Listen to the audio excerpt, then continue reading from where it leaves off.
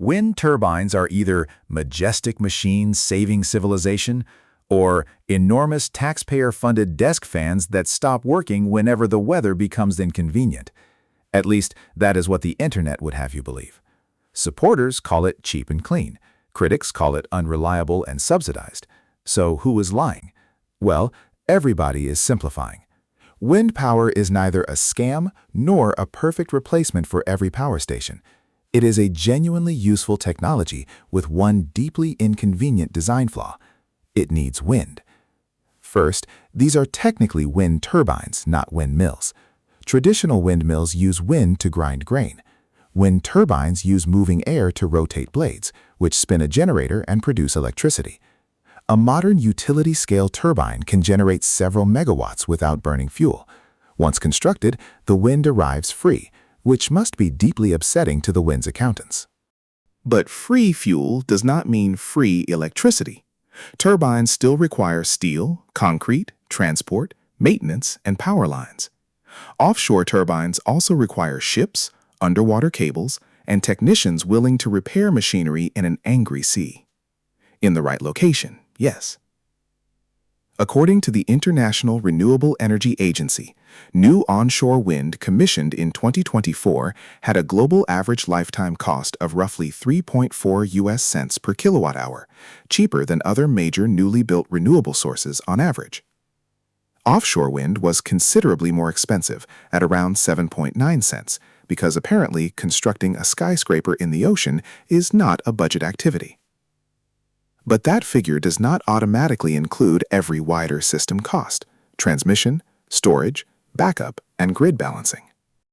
This is where both sides become creative. Supporters quote the cheapest project as though every country is Denmark. Critics blame every grid cost on wind while pretending fossil fuels require no pipelines, reserves, or pollution controls.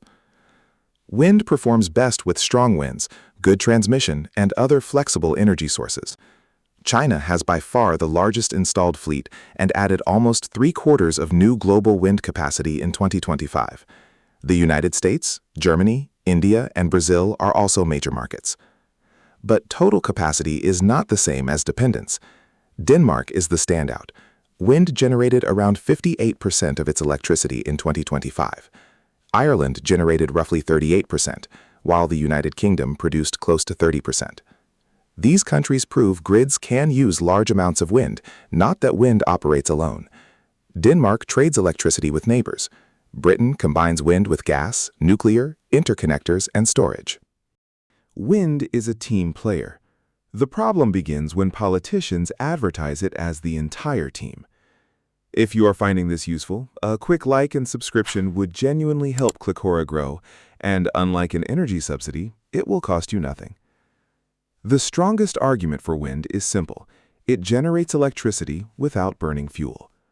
That means very low operating emissions, no smoke, and less exposure to fuel prices. It also improves energy security because a country cannot be sanctioned by the atmosphere. Farmers can keep using much of the surrounding land while receiving lease payments, and projects create construction, maintenance, and local tax revenue.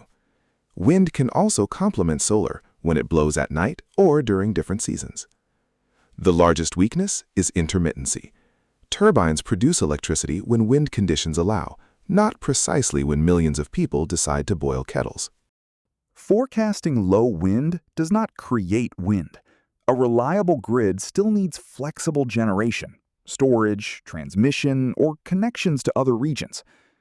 Wind farms are also commonly built far from cities. That creates a strange energy policy where governments approve thousands of turbines, forget the power lines, and then appear surprised when the electricity cannot teleport.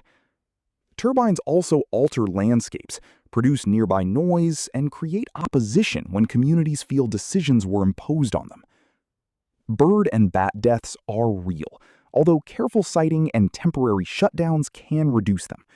Less damaging than fossil fuels does not mean environmentally invisible. Most turbine materials can be recycled, but composite blades are difficult, and many still reach landfill. The waste is small compared with total construction waste, but small is not the same as solved. Some projects receive subsidies, so critics conclude the technology cannot survive without government. But every energy system is shaped by policy, infrastructure, and regulation. Energy is not a free market wearing safety goggles. The better question is whether a project delivers value after construction, transmission, balancing, environmental effects, and decommissioning.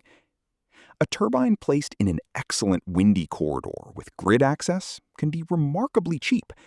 The same turbine placed in a weak wind location for a politician's ribbon-cutting ceremony can become a very tall monument to poor planning. So, are wind turbines a scam? No. Are they an amazing source of energy? Often, when built in the right place, connected to a capable grid, and combined with other power sources. Wind cannot provide perfectly steady electricity by itself, but no serious modern grid depends on one source alone. The honest verdict is less exciting than the online argument. Wind power is cheap, low carbon, and extremely valuable, but intermittent, location-dependent, and not remotely magical. Which means the technology works. It is the marketing that occasionally needs less hot air.